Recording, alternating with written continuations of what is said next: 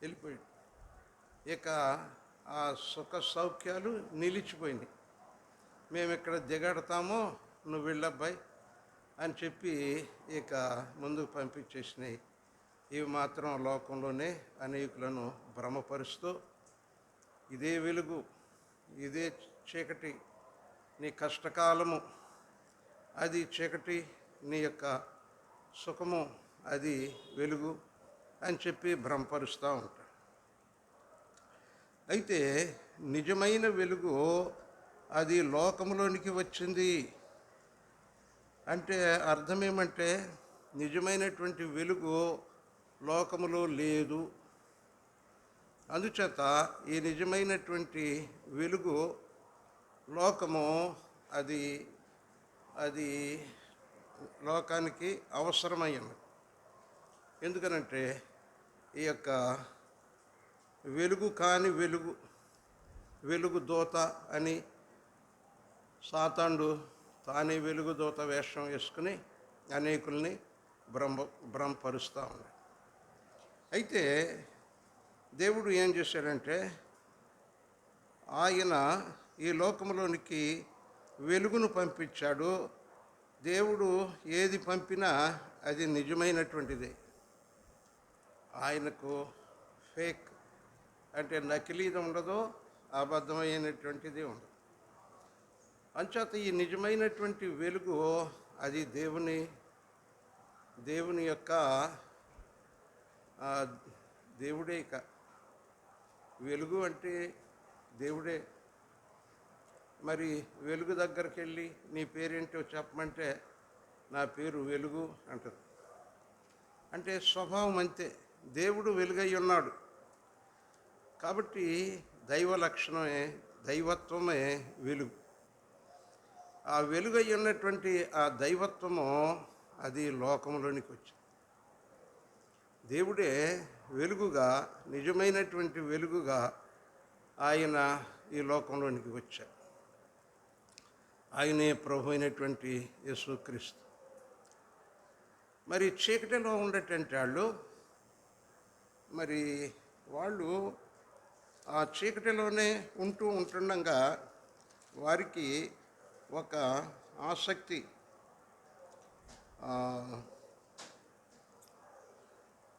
యోహాను సువార్త 8:12,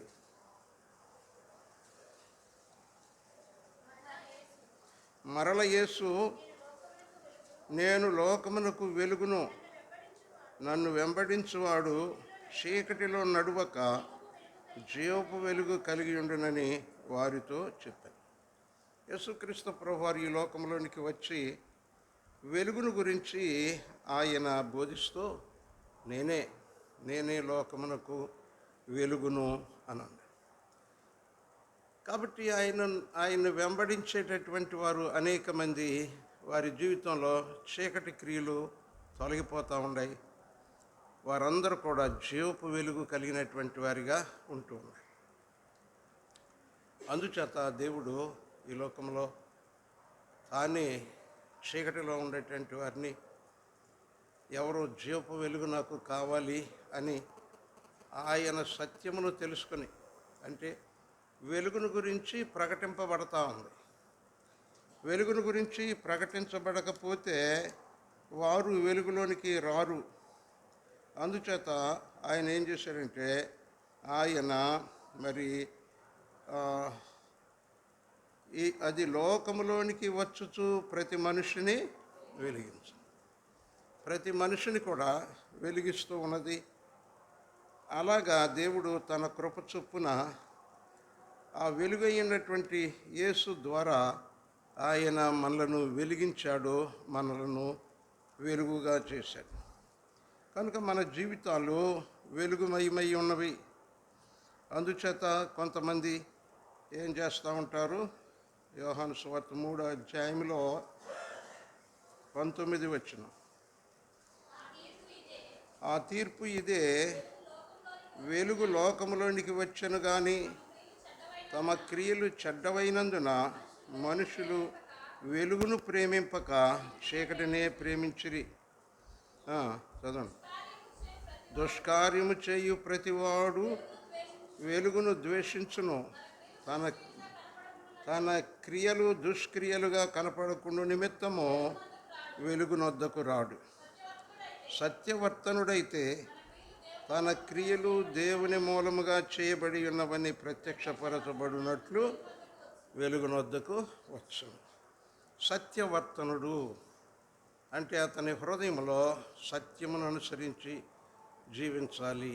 కాబట్టి నేను వెలుగులో నడుచుకోవాలి, నా జీవితాన్ని వెలిగించేటటువంటి ఒక నిజమైనటువంటి వెలుగు కావాలి. దేవుని ఎరిగినటువంటి బిడ్డలుగా మీ హృదయాల్లో ఈ నిజమైనటువంటి వెలుగు లేక చీకటిలో అబద్ధపు వెలుగులతో ఎంతోమంది ధనవంతులైనటువంటి వాళ్ళు, మరి ఉన్నతులమని చెప్పుకునేటటువంటి వాళ్ళు, ఉన్నత అధికారులుగా ఉన్నత స్థానంలో ఉండేటువంటి వాళ్ళు కూడా వారిని చూచినప్పుడు నీకు జాలి కలగ. మాకు సాక్షి పేపర్స్ ఇదివరకు మొట్టమొదట దాంట్లో దేవుని యొక్క వాక్యాలు ఉండే, ఇప్పుడు అవి మారిపోయినాయి ఎక్కువ. ఆ 3వ పేజీలో చూస్తే అన్నీ ఈ విగ్రహారాధనల గురించే. ఫలానా సుప్రీంకోర్టు ప్రధాన న్యాయమూర్తి సతీ సమేతంగా ఆ పుట్ట దగ్గర భజన చేశాడు. ఇక పెద్ద పెద్దవాళ్ళు లోకరీత్యా వారు అంధకార సంబంధమైనటువంటి దురాత్మలను సమీపిస్తూ ఉండాలి. వారు యేసు ప్రభు దగ్గరకు రారేంటి? వాళ్ళకి బైబిల్ తెలియదా అని అంటే, లా అని ఉంటుంది, అంటే న్యాయశాస్త్రం. న్యాయశాస్త్రము బైబిల్లో నుండే పుట్టింది. ధర్మశాస్త్రంలో దేవుడు ఆ ఏ నేరాలకి ఎలాంటి శిక్ష విధించాలో దానిని బట్టే లా అనేటటువంటిది, న్యాయశాస్త్రం అనేటటువంటిది పుట్టింది. తర్వాత లాజిక్ చదివేటటువంటి వాళ్ళు, లా చదివేటటువంటి వాళ్ళు తప్పకుండా బైబిల్ చదివి తీరాల్సిందే. వారికి ప్రభు గురించి తెలుసు, కానీ తమ క్రియలు దుష్క్రియలుగా కనపడకుండా నిమిత్తము వారు వెలుగునొద్దకు రా. సత్యవర్తనుడైతే అతని జీవితంలో నేను సత్యమును అనుసరించాలి అని ఆశపడినటువంటి వాడైతే అతడు వెలుగునొద్దకు వస్తాడు. వెలుగు ఆ వ్యక్తిని మరి వెలిగిస్తుంది. మరి ఇప్పుడైతే ఒక ఇంట్లో వెలుగు ఇంకొక ఇంట్లోకి రానక్కర్లేదు. తీరా చూస్తే వెలుగు మన జేబుల్లోకి వచ్చేసింది. సెల్ ఫోన్ ఉందనుకోండి, చీకటిగా ఉంటే అది తీసి బల్బు. ఇదివరకు మా చిన్నప్పుడైతే ఎవరో మొట్టమొదట కల్లేపల్లి సుబ్బయ్య చుట్టలు తాగేవాడు. వాళ్ళ ఇంట్లో అగ్గిపెట్టుండి ఆయన వెలిగించేవాడు. అక్కడ పొయ్యి వెలిగేదనుకోండి, ఇక మిగిలిన గుడ్డలు చుట్టలు చుట్టుకుని, గుడ్డని ఇట్లా చుట్ట చుట్టి ఆ పొయ్యిలు అంటించుకుని మళ్ళీ అది ఆరిపోద్దామని అని ఊనుకుంటా ఇక్కడికి వచ్చి వీళ్ళ పొయ్యిలో ఊది అది వెలిగొచ్చినప్పుడు పొయ్యిలో పెట్టి. మరి దీపాలు ఉండేవి. ఆ దీపాలు చిమ్నీలు లేని దీపాలు ఉండేవి, రేకు దీపాలు. అవి వెలిగించుకునేవాళ్ళు.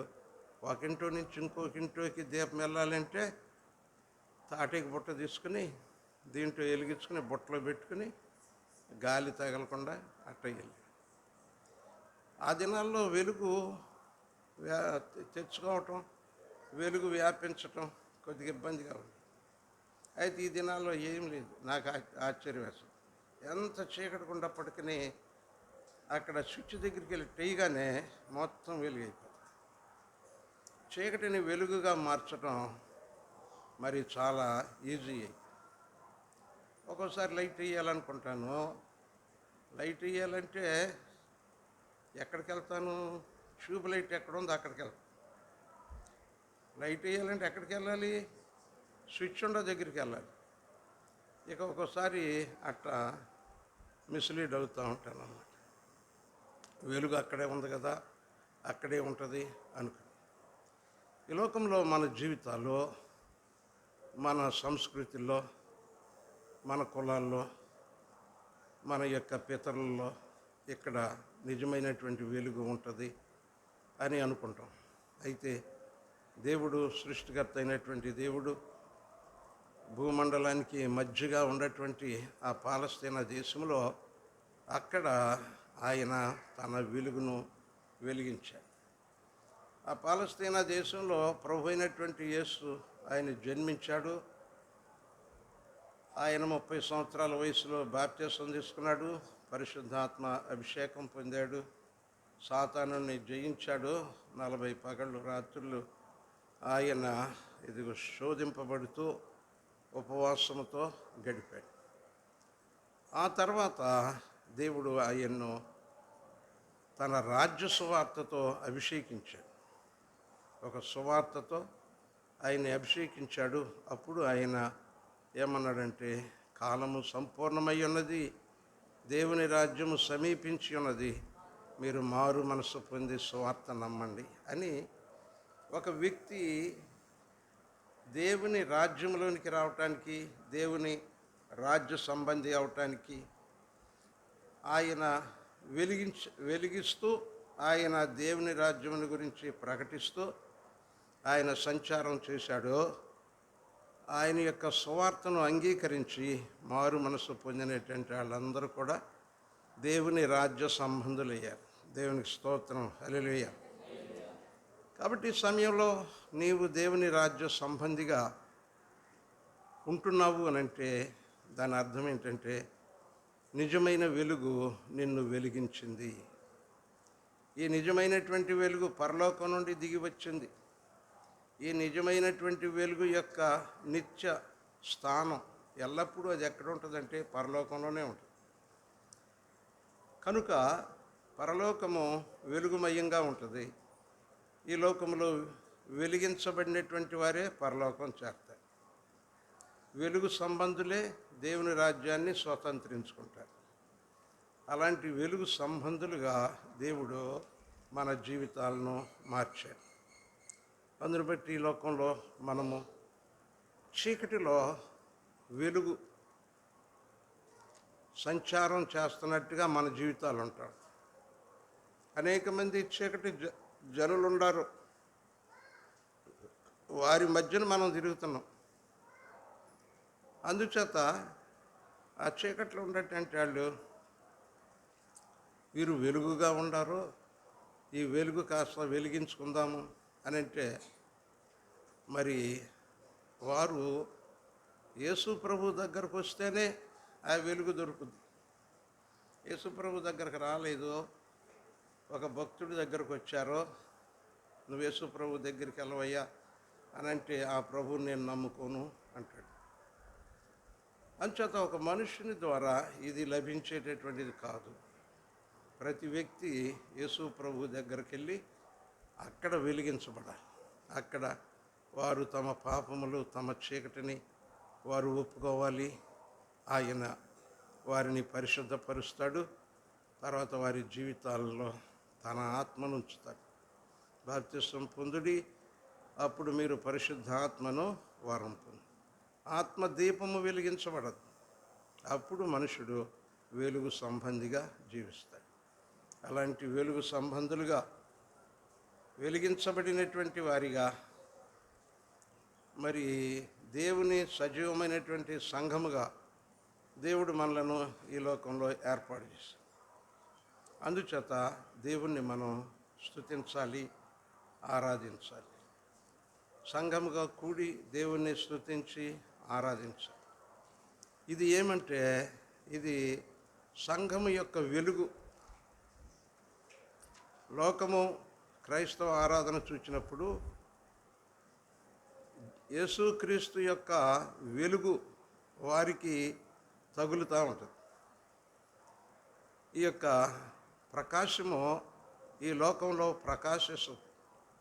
కాబట్టి అలాగా మనము కూడి దేవుణ్ణి ఆరాధించడం ద్వారా మనలను వెలిగించినటువంటి ఆ ప్రభువుకు కృతజ్ఞతాస్తుతులు చెల్లించేటటువంటి వారిగా, ఆ ప్రభువును లోకానికి బయలుపరిచేటటువంటి ఆయన సాక్షులుగా, ఆయన సంఘముగా ఆనందంతో ఆయన్ను ఆరాధిస్తూ ఉంటుంటే ఏమవుతుంది?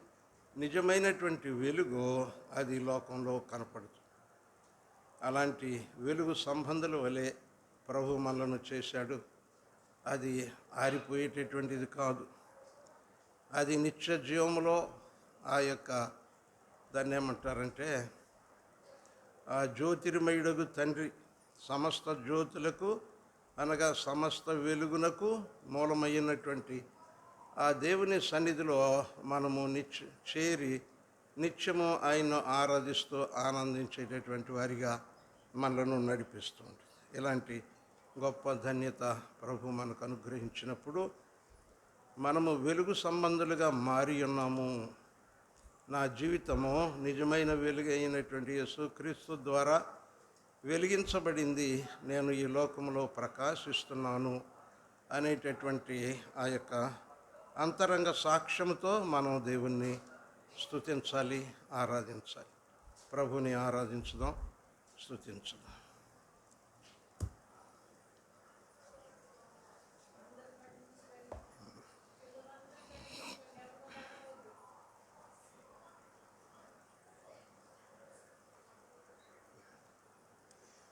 ప్రభువు వెలిగించినటువంటి ఆ యొక్క వెలుగు, ఆయన వెలుగు నీలో ప్రకాశిస్తూ ఉంటుండగా ఆ ప్రభువును మనము వెలుగుతున్నటువంటి జ్యోతుల వలె ఆయన మనము ఆరాధించేటటువంటి వారిగా, మన హృదయంలో నుండి రక్షణ గురించినటువంటి ఆనందము, చీకటిలో నుండి ఆశ్చర్యకరమైనటువంటి వెలుగులోనికి వచ్చినటువంటి ఆనందము మన హృదయములలో నుండి దేవుణ్ణి స్తుతించి ఆరాధించేటటువంటి వారిగా మనలను నడిపించాలి. ప్రేరేపణ కలిగినటువంటి వాళ్ళు మరి మోకరించగలిగినటువంటి వారు మోకరించి ప్రభువుని స్తుతిస్తూ ఆరాధించుదాం.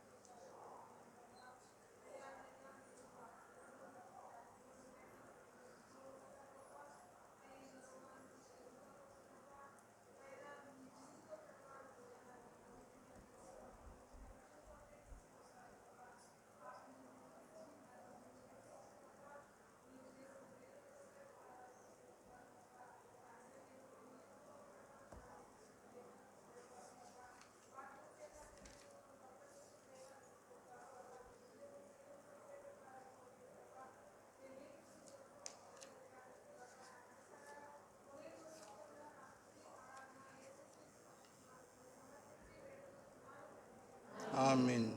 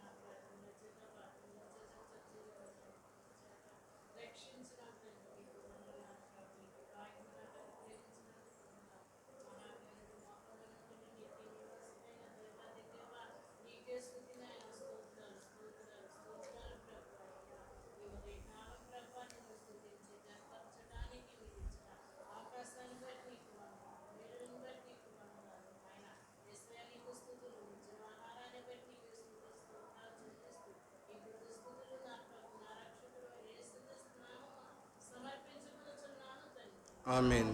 వెనుక బెంచీల్లో ఉండేటువంటి వాళ్ళలో స్త్రీల్లో నుండి ఒకరు, పురుషుల్లో నుండి ఒకరు ప్రభుని ఆరాధించు.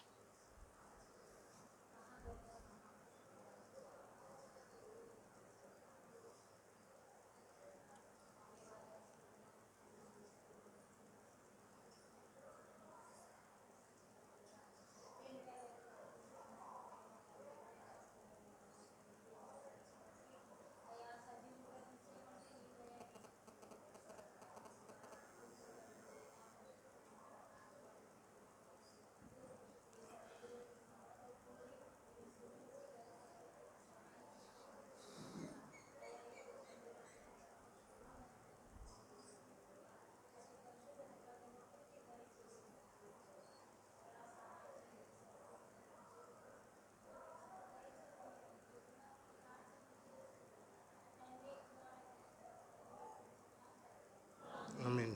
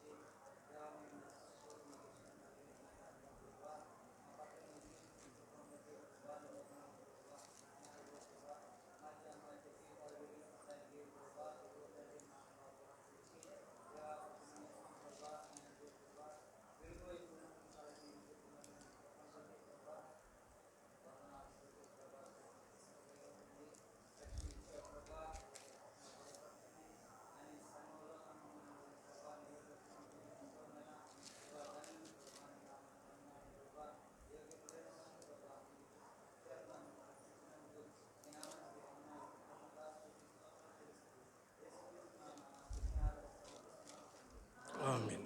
ప్రేమగల తండ్రి, పరిశుద్ధుడైన దేవా, నీవు మహిమ కలిగినటువంటి దేవుడవు.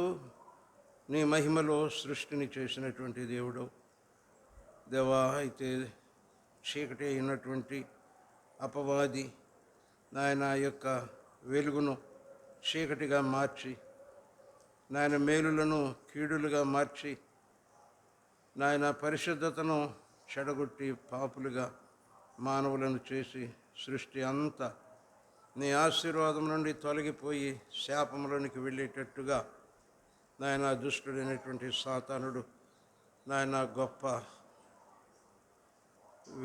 గొప్ప నష్టమును నాయన మీ సృష్టికి జరిగించి ఉన్నాడు దేవానైనా. నీ పోలిక చొప్పున నీ స్వరూపమందు చేయబడినటువంటి మానవులకు కూడా నాయన వారి జీవితములు చీకటిమయంగా చేశాడు, పాపయుక్తంగా చేశాడు.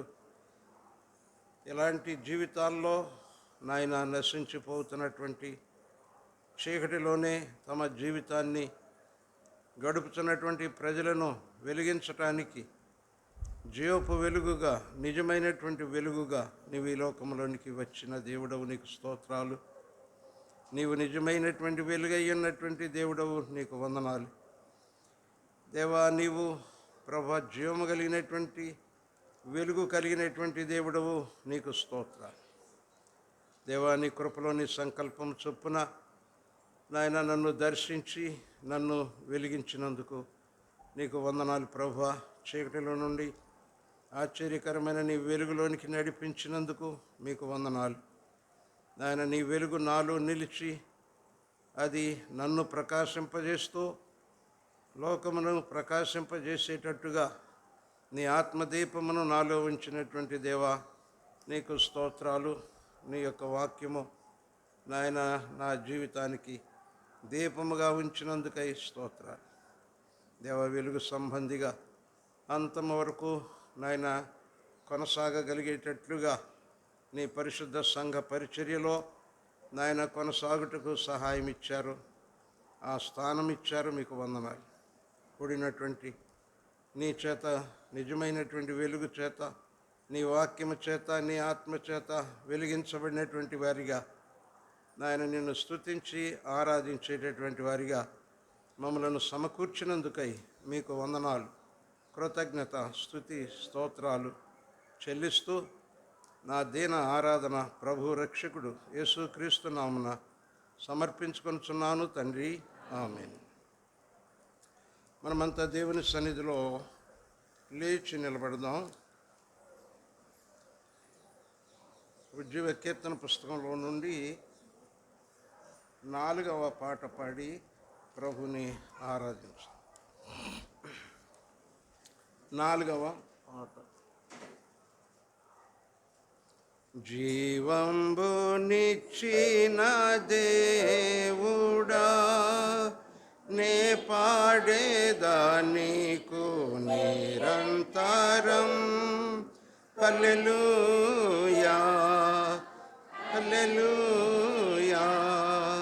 పావనుడా నీకు పలుమారునే నింకేమి ఇయ్యంగ కాత్రుండాను. హల్లెలూయా హల్లెలూయా. జీవంబు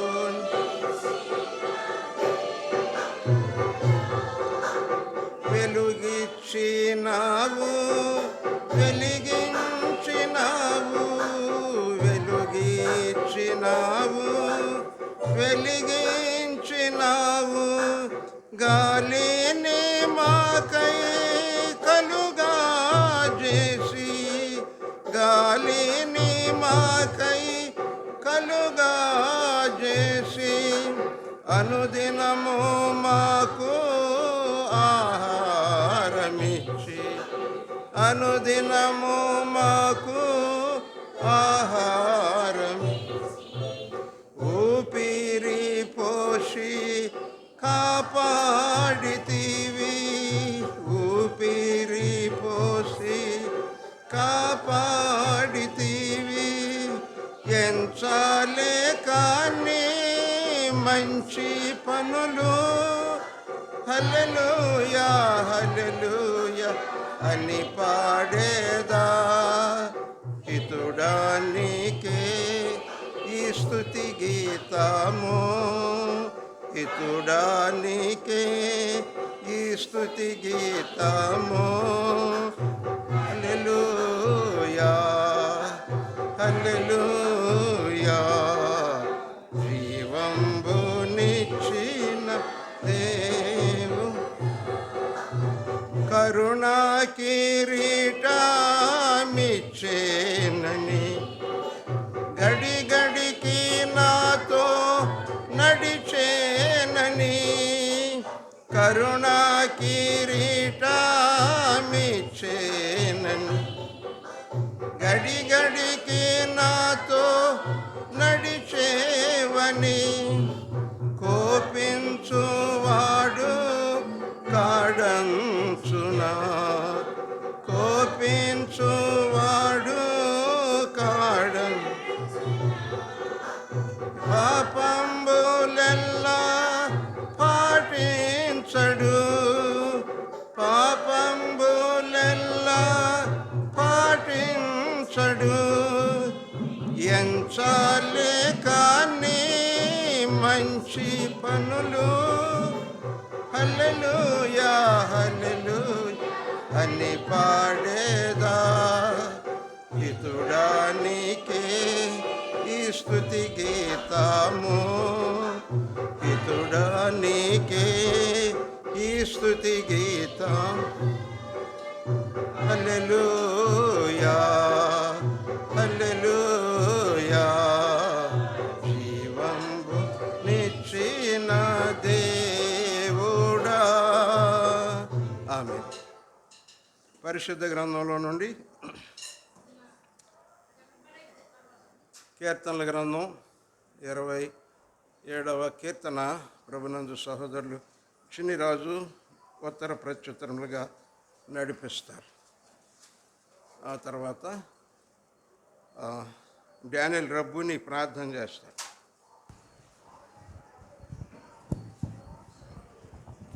యెహోవా నాకు వెలుగును రక్షణను అయ్యున్నాడు, నేను ఎవరికి భయపడుతును? యెహోవా నా ప్రాణదుర్గము, ఎవరికి వెరతును? నా శరీర మాంసము తినుటకై దుష్టులు నా మీదకి వచ్చినప్పుడు నన్ను బాధించు శత్రువులు నా మీదకి వచ్చినప్పుడు వారు తొట్టిల్లి కూలిరి. నాతో యుద్ధము చేయుటకు దండు దిగినను నా హృదయము భయపడదు. నా మీదకి యుద్ధము రేగినను దీనిలో నేను ధైర్యము విడవకుందును. యెహోవా యుద్ధ ఒక వరము అడిగితే దానిని నేను వెదకుచున్నాను. యెహోవా ప్రసన్నతను చూచుటకును ఆయన ఆలయములో ధ్యానించుటకును నా జీవిత కాలమంతయు నేను యెహోవా మందిరములో నివసింపగోరుచున్నాను. ఆపత్కాలమున ఆయన తన పర్ణశాలలో నన్ను దాచును. తన గుడారపు మాటున నన్ను దాచును. ఆశ్రయదుర్గము మీద ఆయన నన్ను ఎక్కించును. ఇప్పుడు నన్ను చుట్టుకుని నా శత్రువుల కంటే ఎత్తుగా మాటలు ఎత్తబడి ఆయన గుడారంలో నేను ఉత్సాహధ్వని చేయొచ్చు బలు అర్పించను. నేను పాడేదను యెహోవాను గూర్చి స్తుతిగానము చేశాను. యెహోవా, నేను కంఠధ్వని ఎత్తి నిన్ను ప్రార్థించినప్పుడు నా మనవి ఆలకింపుము. కరుణతో నాకు ఉత్తరమిమ్ము. నా సన్నిధి వెదకుడని నీవు సెలవీయగా యెహోవా నీ సన్నిధి నేను వెదకదనని నా హృదయం నీతో అని. నీ ముఖమును నాకు దాచకము. కోపము చేత నీ సేవకుని తోలివేయకము. నా సహాయుడవు నీవే. రక్షణకర్తవగు నా దేవా, నన్ను దిగనాడకుము, నన్ను విడువకుము. నా తల్లిదండ్రులు నన్ను విడిచినను యెహోవా నన్ను చేరదు. యెహోవా, నీ మార్గమును నాకు బోధింపుము. నా కొరకు పొంచియున్న వారిని చూచి సరళమైన మార్గమును నన్ను నడిపింపుము. అబద్ధ సాక్షులు క్రూరత్వము వెళ్ళగరకు వారును నా మీదకి లేచి నన్ను సజీవుల దేశమున నేను యెహోవా దయమును పొందుదునన్న నమ్మకము నాకు లేని ఎడల నేనేమవుదును? యెహోవా కొరకు కనిపెట్టుకుని ఉండుము. ధైర్యము తెచ్చుకుని నీ హృదయమును నిబ్బరంగా ఉంచుకో. ప్రభు తన వాక్యం మన కొరకు ఆశీర్వదించును గాక. ఆమె ప్రార్థన. దగిలి తండ్రి కృపగల దేవుని కొందనాలైనా ఇంతవరకు మమ్మల్ని మీ రెక్కల కింద మమ్మల్ని ఖర్చు కప్పిన కూడా మీకు లెక్కించుందనాలు. అయ్యంత గొప్ప దినైతే మాకు ఇచ్చిన కూడా మీకు లెక్కించుందనాలైనా.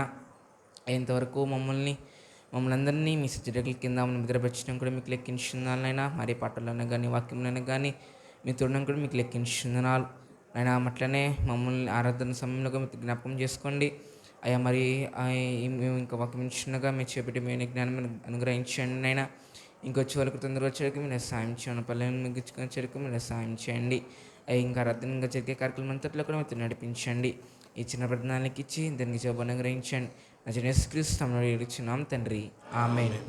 పరలోకమందున్న మా తండ్రి, నీ నామం నీ రాజ్యం నీ చిత్తం పరలోకమందు నెరవేరుస్తున్న ప్రకారం భూమి మీద నెరవేరు. మాకు కావలసిన ఆహారం దయచేసి వారు రక్షించిన ప్రకారం మమ్మల్ని శోధనలోనికి తేక కీడుని తప్పించు. రాజ్యం మహిమ నిరంతరం నిలబడి. ఆమేన్. దేవుని స్తోత్రాలు. మీకు అందరికీ వందనాలండి. దయచేసి క్రమంగా కూర్చోండి. ఈ సమయంలో మరి ప్రభు చేసిన ఉపకారాలను బట్టి సాక్ష్యాలు చెప్పడానికి ఎవరైనా సిద్ధపడి ఉంటే మరి సాక్ష్యాలు చెప్పచ్చు. గత అర్ధ సంవత్సరం 6 నెలలు ప్రభు మనలను కాపాడి మరి ఆదివారం నాడు ఆరాధించడానికి ఆయన మనకు సహాయం చేశారు. మరి ఈరోజు 2వ అర్ధ సంవత్సరంలో మరి మొదటి ఆదివారం 7/7/2024 అంతేగా. 7వ తారీఖు 7వ నెల. మరి ఒక కనెక్షన్ ఉంది. 7/7/77. ఇప్పుడు నాకు 77 ఇప్పుడు 77 దాటిపోయినాయి. అందుకని 77 సంవత్సరాలు దాటిన వయస్సు అంటే 7/7/77. మొత్తం మీద దీన్ని న్యూమరాలజీ అంటారు. కానీ ఇది దీని మీద నమ్మకం అంటే దీనిని నమ్ముకోకూడదు. యేసు ప్రభుని నమ్ముకోవాలి. ఆయన మరి 7 పరిపూర్ణ సంఖ్య చేశాడు.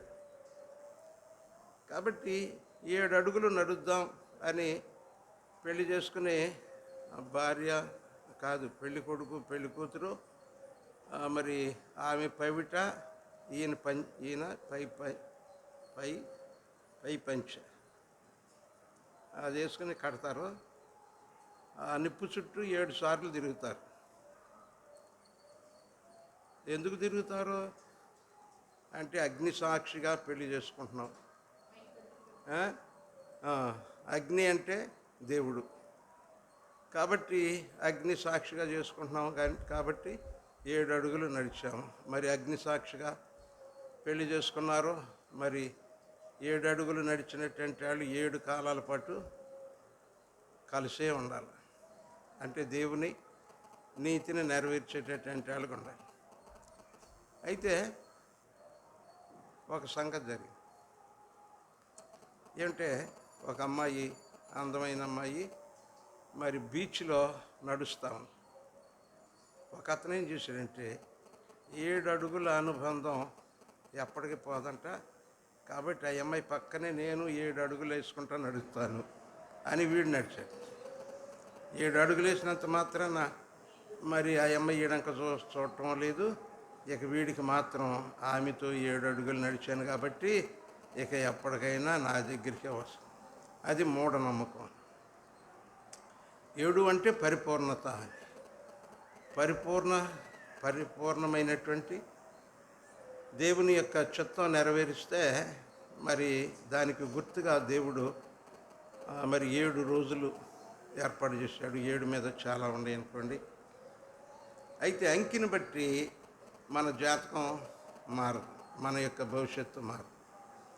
అయితే మరి దేవుని యందు ఆనందించడానికి అది ఒక చిన్న కారణం అయి ఉంటే అంతవరకు చాలు. అయితే ఈ సమయంలో మరి సాక్ష్యం చెప్పేటటువంటి వాళ్ళు ఎవరు లేరు. తర్వాత మరి గ్యాసు బండలు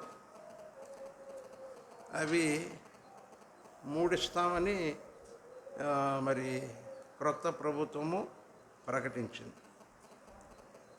మరి దానికి ఏం చేయాలి? అది రిజిస్టర్ చేసుకోవాలనుకుంటా.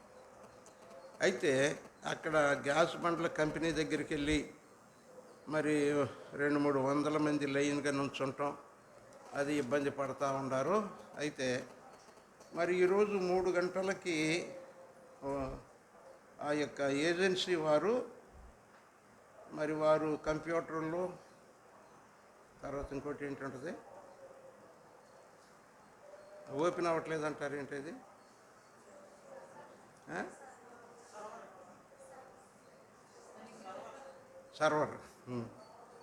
సర్వర్ అంటే అది ఓపెన్ అవ్వట్లేదని సర్వర్ అది చెప్తారు. అయితే ఆ సర్వరు, ఈ కంప్యూటరు ఇవన్నీ తీసుకుని మన దగ్గరకు చర్చి దగ్గరికి వస్తారు. మరి ఎవరైనా సరే, మీరే కానీ ఇంకా ఇతరులు ఎవరైనా సరే ఈ యొక్క బండలు రిజిస్ట్రేషన్ చేసుకోవాలి అని అంటే 3 గంటలకు ఆధార్ కార్డు, తర్వాత గ్యాస్ కార్డు, మళ్ళీ ఇంకేం కావాలి, ఆధార్ కార్డు, గ్యాస్ కార్డు తీసుకుని మరి అది ఎవరి పేరునుందో వాళ్ళే రావాలి, వారు ఏలుముద్ర వేయాలి. కాబట్టి ఈ అవకాశాన్ని మరి వారు ఫోన్ చేసి చెప్పారు, వారు వస్తారు, వారు ఏజెంట్స్. తర్వాత నిన్నటి దినాన విజయవాడ నుంచి ఒక ఆఫీస్ వారు ఫోన్ చేసి, ఆయన పాస్టర్ గారే, మరి క్రిస్టియన్సే, వారు ఒక మరి స్కూల్ పెట్టారు, హోటల్ మేనేజ్మెంట్ కాలేజ్ అని ఒకటి పెట్టారు. దానిలో 3 నెలల్లో ట్రైనింగ్ ఉంటుంది. 3 నెలల్లో ఉదయం క్లాసుల్లో వారు పాఠాలు చెప్తారు. సాయంత్రం మధ్యాహ్నం నుంచి వాళ్ళు విజయవాడలో ఉండేటువంటి ఏదన్నా ఒక హోటల్లో వారు పని చేసుకోవటానికి అవకాశం కల్పిస్తారు. మరి నెలకి 10,000 నుండి 15,000 వరకు కూడా హోటల్లో పనిచేస్తూ సంపాదించుకోవచ్చు. ఉదయము హోటల్ మేనేజ్మెంట్ కోర్సు అది జరుగుతుంది. మరి 3 నెలలు అయిన తర్వాత వారికి సర్టిఫికెట్లు ఇస్తారు. మరి వీరు ఈ 3 నెలలు అక్కడ ఉంటుండగా హోటల్లోనే వారు ఏ పని చేస్తున్నారో ఆ హోటల్లోనే వారికి వసతి ఉండటానికి, తర్వాత టిఫిన్ భోజనాలన్నీ కూడా వాళ్ళు ఏర్పాటు చేస్తారు. ఈ విషయాన్ని గురించి మరి సంఘాల్లో తెలియజేయండి. మరి డిగ్రీ అయ్యి ఇంటర్ అయ్యి మరి ఉద్యోగాలు లేకుండా ఎటు తోచని స్థితిలో ఉన్నటువంటి వారు ఎవరైనా ఉంటే ఈ 3 నెలల్లో వారు ఈ కోర్సు చేయటానికి మరి పంపించండి, వారి విషయం మాకు తెలియజేయండి అని వారు మరి చెప్పారన్నమాట. కాబట్టి ఈ విషయాలు మీరు మనసులో ఉంచుకోండి. మీరు మరి యవనస్తులైనటువంటి పురుషులు జాబ్ కొరకు ఎదురు చూస్తూ ఉంటారు, రైటే. జాబ్ వచ్చేంత వరకు ఈ కోర్సు చేయొచ్చు, ఈ యొక్క సంపాదన సంపాదించుకోవచ్చు. మరి అన్నిటికంటే మేలుగా వారు ఏ విధమైనటువంటి అద్దెలలో కానీ ఇంటి దగ్గర నుంచి కానీ వెళ్ళటం లేకుండా ఆ హోటల్లోనే వారు వసతులు కల్పిస్తామని చెప్పారు. దేవునికి స్తోత్రం.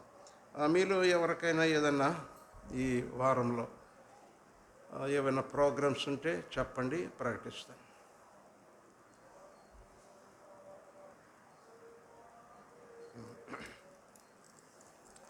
మంచిది. మనము దేవుని యొక్క వాక్యాన్ని ధ్యానం చేద్దాం.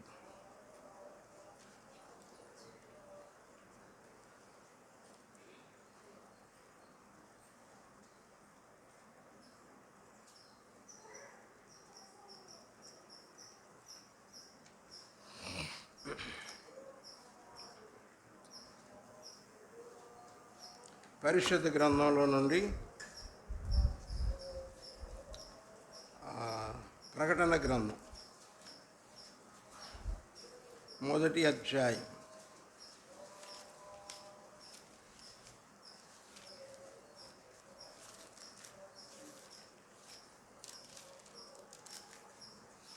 6వ వచనం చదువుకున్నాం. ప్రకటన గ్రంథము 1వ అధ్యాయము 6వ వచనము.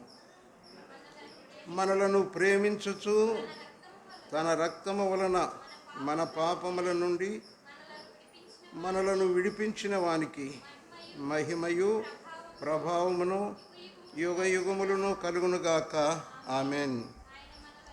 ఆయన మనలను తన తండ్రియగు దేవునికి ఒక రాజ్యముగాను యాజకులుగాను చేసెను. హల్లెలూయా. ప్రార్థన చేసుకున్నాం.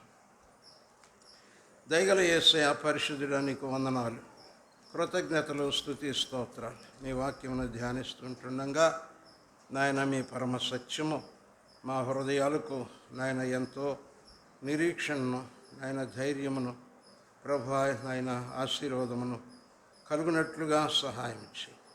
మీ ఆత్మ ద్వారా మమ్మలను నడిపించండి. యేసు నామమున ప్రార్థించి వేడుకొంచున్నాము తండ్రి, ఆమేన్.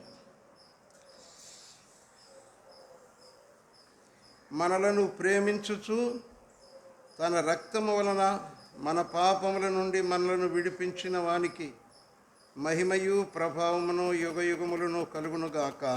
ఆమెన్. ఆయన మనలను తన తండ్రియగు దేవునికి రాజ్యముగాను యాజకులుగాను చేశాడు. యేసుక్రీస్తు ప్రభువారు ఈ లోకములో ఆయన మరి మనలను తండ్రి అయినటువంటి దేవునికి, తన తండ్రియగు దేవునికి రాజ్యముగాను యాజకులుగాను చేశాడు. మరి మనము సాతాను రాజ్య సంబంధులుగా ఉన్నాం. సాతానుడు మన మీద అధికారి అయి మనము సాతాను రాజ్యములో ఉంటుండగా మరి అలాంటి సమయంలో దేవుడు ఆయనకు అంటే దేవునికి ఒక రాజ్యం స్థాపించాలి. కాబట్టి నీవు లోకంలోనికి వెళ్ళి దేవుని రాజ్యమును స్థాపించు.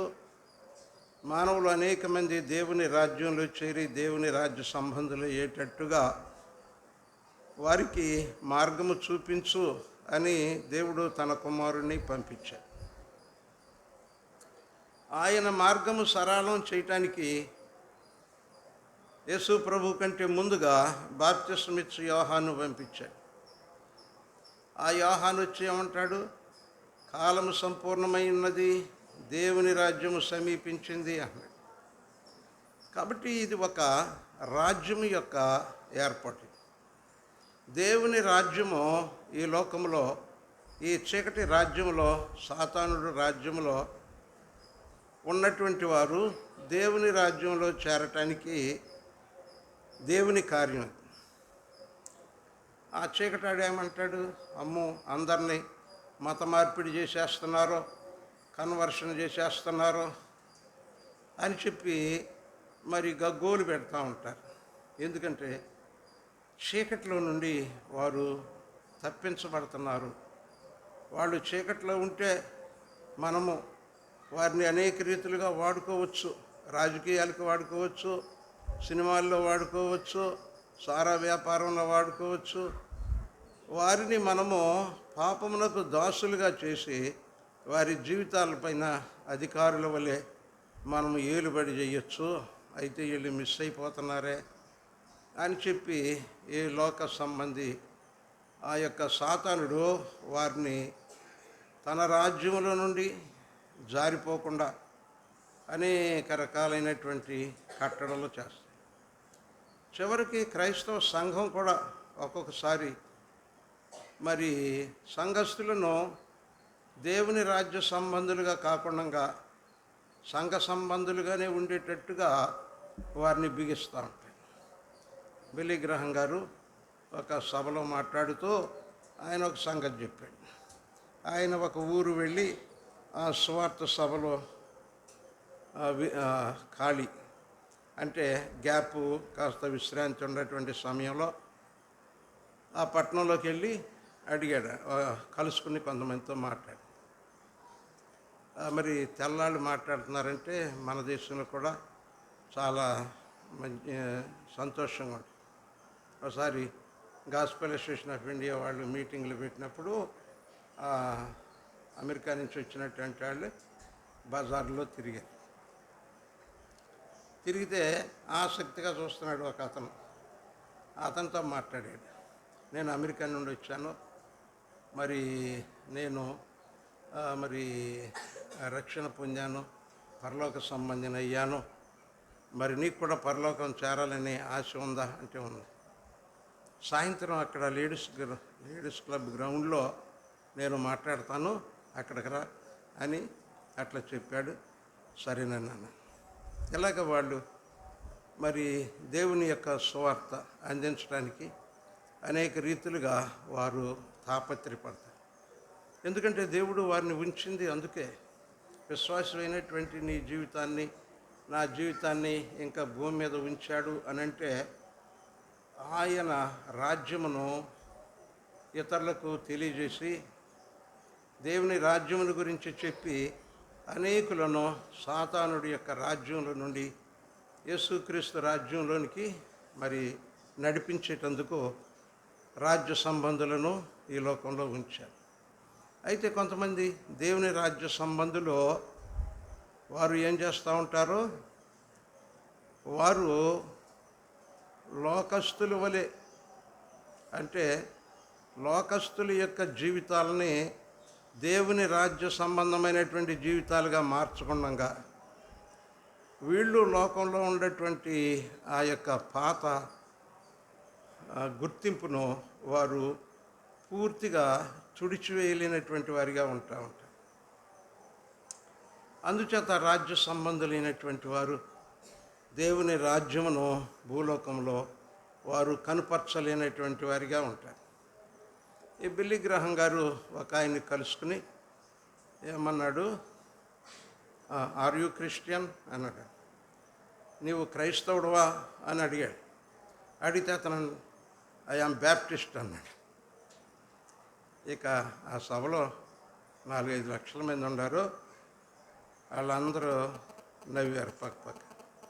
ఎందుకంటే క్రైస్తవుడు అంటే నేను బ్యాప్టిస్ట్ అంటాడు, నువ్వు క్రైస్తవుడు అంటే నేను పెంతుకొస్తా అంటాడు. నీవు క్రైస్తవుడు అంటే ఈ లోకంలో ఉండేటువంటి ఏదో చెప్పుకుంటాడు.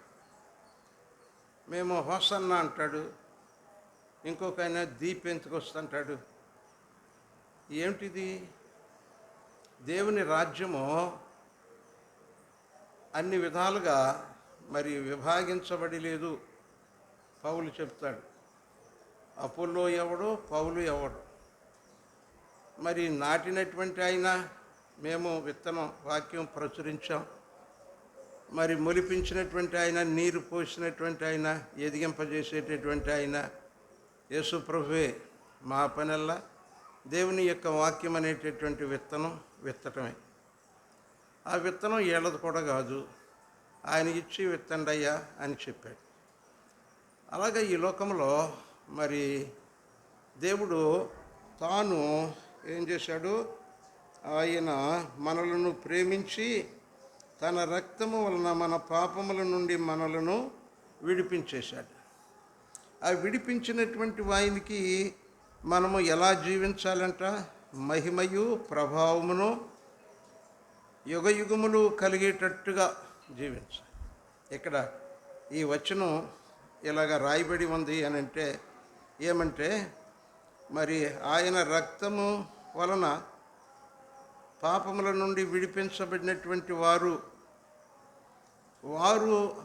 ఆయన మహిమ ప్రభావము యుగయుగములు కలిగేటట్టుగా వారు తమ జీవితాన్ని భద్రం చేసుకున్నారు.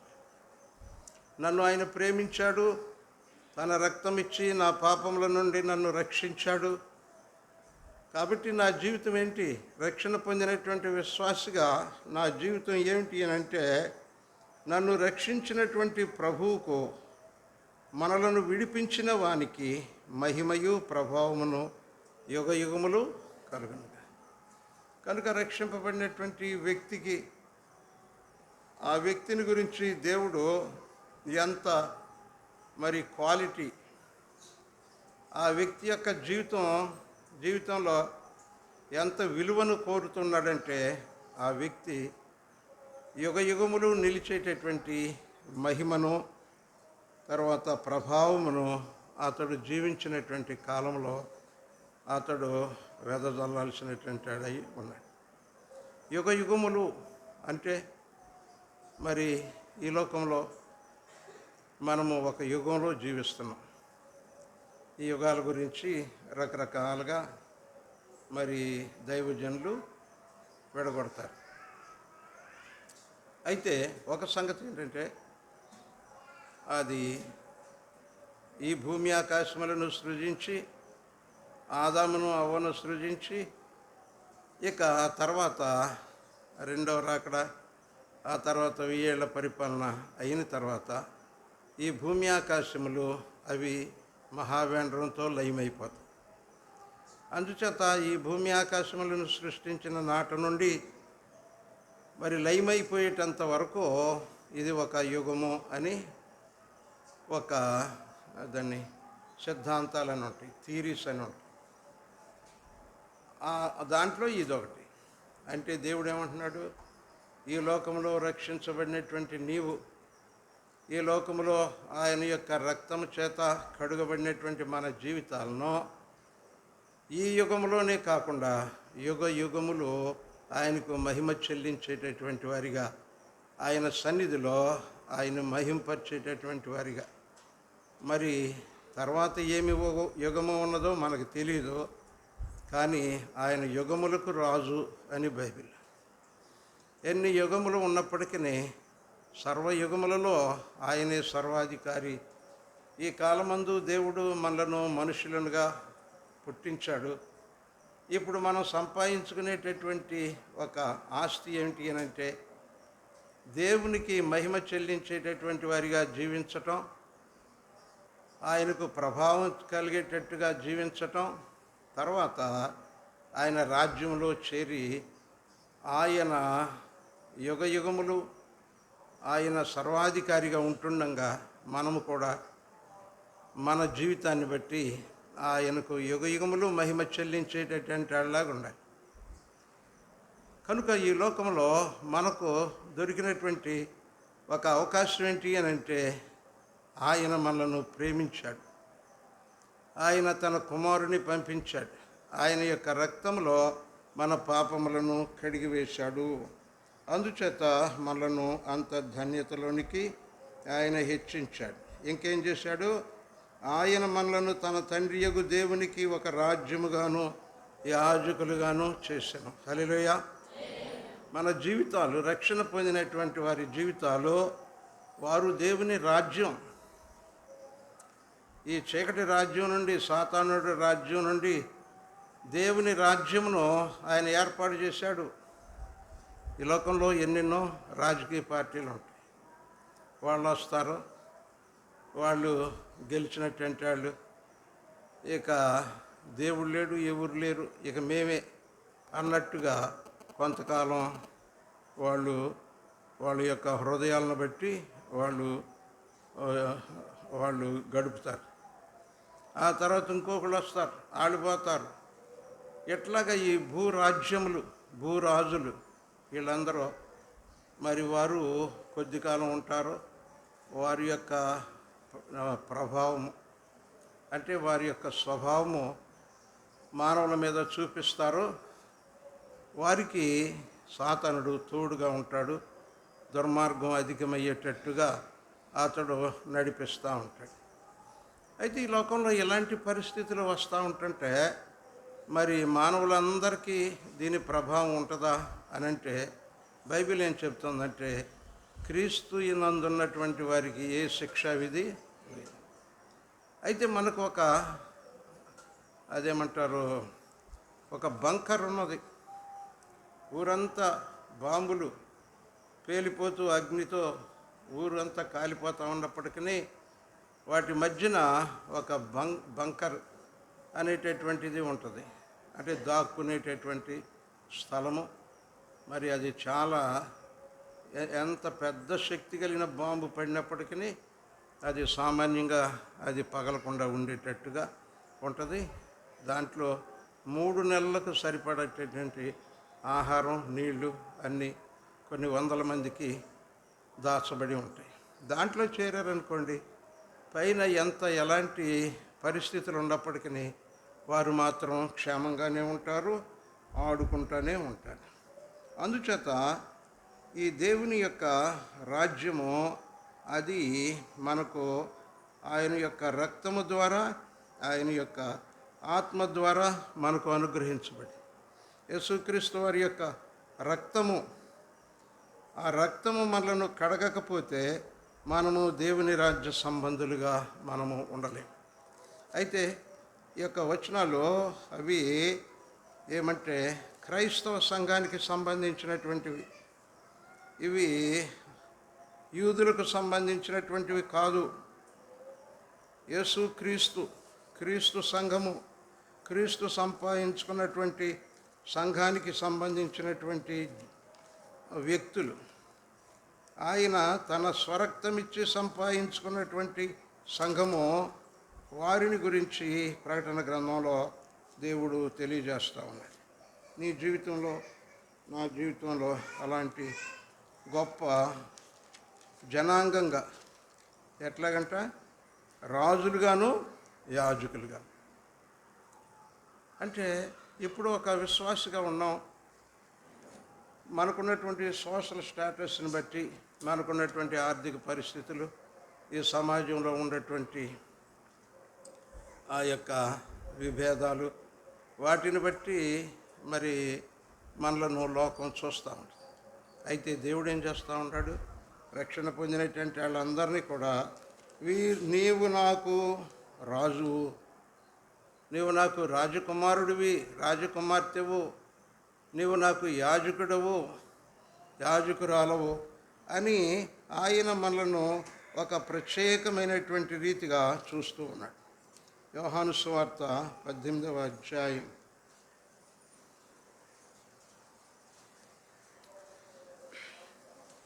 33వ వచనం.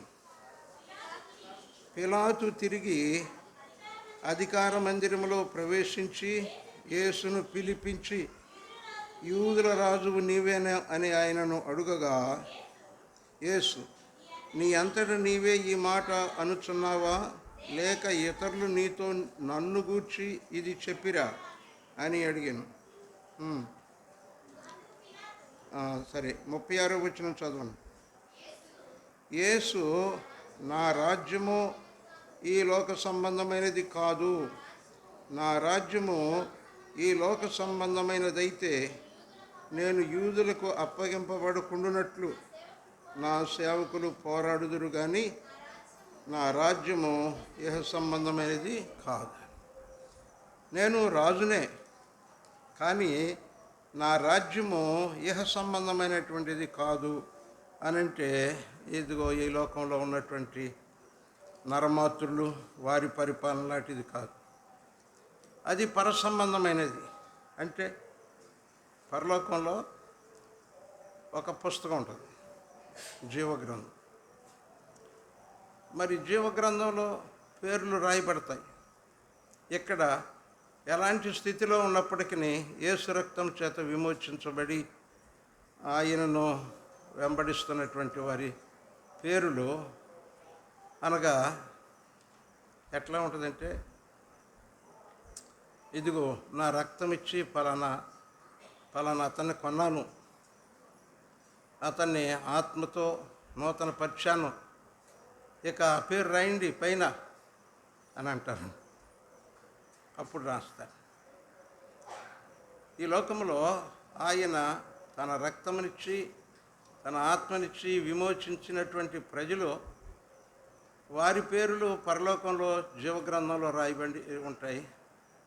అప్పుడు వారిని గురించి ఏం చెప్పబడ్డాయి అంటే, ఫిలిప్పీ పత్రికలో మన పౌరసత్వము పరలోకమందున్నది. పరలోకంలో దేవుని రాజ్య సంబంధుల యొక్క ఆ యొక్క లిస్టు తయారవుతూ ఉంది. దాంట్లో వారి పేర్లు రాయబడి. కొంతకాలమైనాక ఇక్కడ ఈ లోకంలో రాజులుగా, యాజకులుగా దేవుని పనిని వారు నిర్వహిస్తా, వారు తమ జీవితాన్ని ముగించిన తర్వాత వారు పరలోక రాజ్యం చేరతారు. ఏమంట, దేవుని రాజ్యమునకు ప్రస్తుతము అదే కేంద్రం. దేవుని రాజ్యం యొక్క రాజధాని ఎక్కడ ఉన్నది అని అంటే పరలోకంలోనే ఉంది. కాబట్టి ఈ లోకంలో ఆయన మనుషులను ఆయనకు ఒక రాజ్యముగా సిద్ధపరుస్తూ ఉన్నాడు. అలాగా వచ్చినటువంటి వారిని రాజులుగా చేస్తున్నాడు. ఆ రాజుకు ఉండేటటువంటి అధికారం, ఆ పరిపాలనా అధికారం వారికి ఉంటుంది. అందుచేత ఒక శతాధిపతి యేసు ప్రభు దగ్గరకు వచ్చాడు. వచ్చి, నా దాసుడు బహు వ్యాధిగ్రస్తుడై సావసిద్ధంగా ఉన్నాడు, ప్రభు అతన్ని బాగు చేయి, స్వస్థపరచు అని అంటే, ఆయన ఏమన్నాడంటే, యేసు ప్రభు పద వస్తానన్నాడు. అయితే శతాధిపతి ఏమన్నాడు, మరి నీవు నా ఇంటికి వచ్చేటంత అర్హత నా ఇంటికి లేదు, కాబట్టి ఇక్కడ ఉండి ఒక మాట సెలవి, ఆ మాట ప్రకారంగా అక్కడ జరుగుద్ది. ఎందుకంటే నా దగ్గర కూడా సేవకులు ఉన్నారు. నేను ఏదైనా మాట చెప్పానంటే ఆ సేవకులు ఆ పని చేసేస్తారు. కాబట్టి నువ్వు నీ సేవకులు ఉండారో, నువ్వు సెలవు ఇవ్వగానే పనిచేసేటటువంటి ఆ యొక్క ఏర్పాటు ఉన్నది. కాబట్టి నువ్వు ఇక్కడి నుంచి ఆజ్ఞాపించు, ఆ బిడ్డ స్వస్థపడతాడు అని అంటే, సరే, ఎంతటి విశ్వాసం నేను యూదుల్లో కూడా చూడలేదు. ఎంత గొప్ప విశ్వాసం అంటే, ఒక రాజుగారు ఒక వ్యక్తిని పంపినట్టుగా ఈ లోకంలో ఆయన పరిపాలన చేస్తూ ఉంటాడు. రోగులను స్వస్థపరచమని, అతడు స్వస్థత పొందుతాడు అనే మాట సెలవుగానే వెంటనే అక్కడ స్వస్థత. ఎన్నింటికి స్వస్థత పడ్డాడు అనంటే, ఇదిగో నిన్న 1 గంటకి, అప్పుడు నిన్న 1 గంటకే ఆయన మాట చెప్పాడు, అదే టైంకి ఇక్కడ జరిగింది. కాబట్టి ఈ లోకంలో ఒక కార్యము, దేవుని రాజ్య కార్యము జరుగుతూ ఉంటుంది. మరి ఎవరైతే ఆయన రక్తం చేత విమోచించబడినటువంటి వాళ్ళు ఉంటారో వారందరూ దానిని నిర్వహిస్తూ ఉంటారు. అందుచేత దేవుడు మనలను రాజులుగాను యాజకులుగాను చేసెను. హెబ్రీ పత్రిక 4వ అధ్యాయం 14వ వచనం.